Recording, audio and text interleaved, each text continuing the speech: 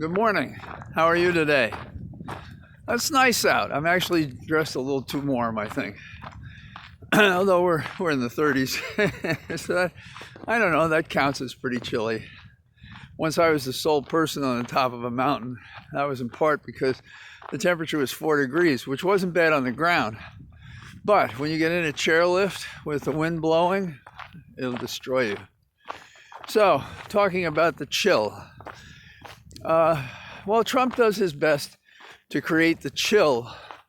I think that he and his lackeys, particularly from Texas, are traitors. They're not patriots.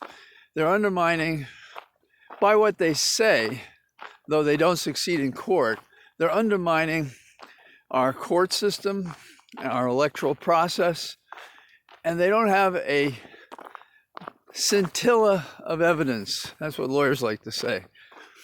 And I've always thought that people saying that to a jury shouldn't be surprised when they get blank stares.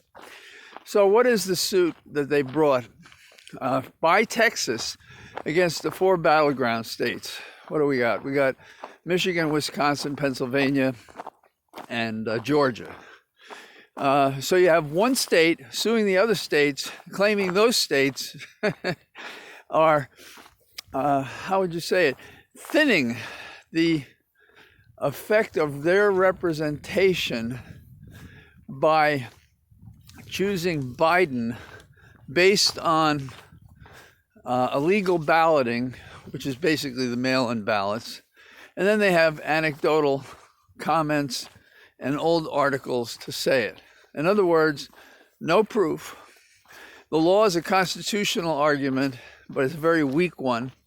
The basis of the Supreme Court's jurisdiction is that the Supreme Court can hear disputes between states.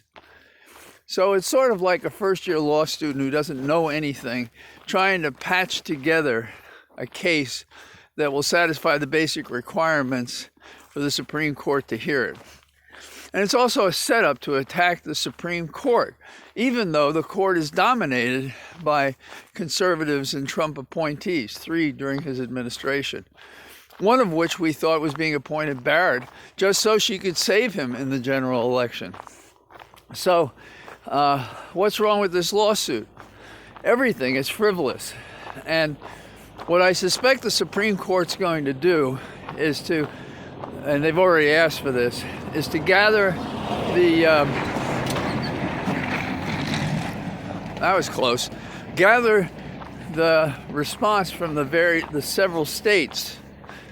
And you got to ask yourself, why only these 4? Well, because they're the battleground states.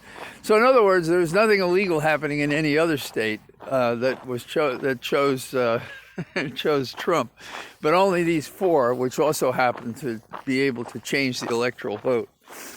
Now, there's a statute which provides that if by a certain date there has been no determination contradicting the electors who were chosen in the several states for voting in the Electoral College, then it's a bar to challenging those votes.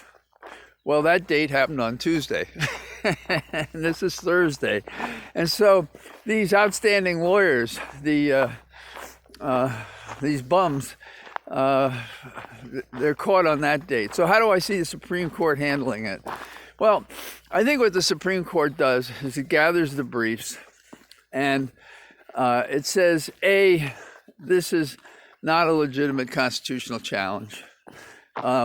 B, you presented no facts that would allow us to consider it to be a fair challenge that would require us to appoint a special master to consider the merits of what you say. And on top of that, it is barred by the statute that I just mentioned that says you have to have a determination 6 days before the 15th when the Electoral College meets. Ta-da! Since I'm on the law today, the second thing that concerns me is who we're going to appoint as our Attorney General. Now, don't get me wrong, we have very good people under consideration. And But I favor Sally Yates, and I've said this before. And one of the reasons is she was in the Justice Department, and she's in a better position to raise the morale, given that she was there, than the other contenders, or the other possibilities.